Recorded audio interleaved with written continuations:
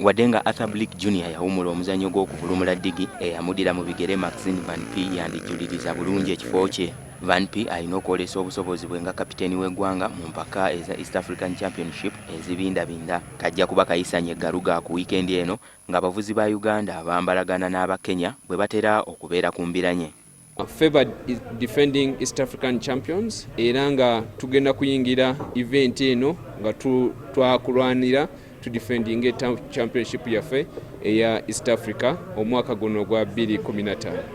Olw'omutima omugumu gwayolesa ng'avulumula ddigi, Van P w'emyaka 21 yalondebwa ku bwa kapiteeni w'eggwanga oluvannyuma lwa Arthur Blick Jr eyali amaze emyaka 12 ng'avuga ddigi z'empaka okuwumula omuzannyo guno. Abasindise amaanyi ddala era tulina okugirwanira ddala tulabe nti tuwangula mu classes zonna ddala okuva wansi paka waggulu. Ng'abavuzi bwe babuguumirira, Vivo Energy ewaddeyo obukadde 10 mu kutegeka empaka zino.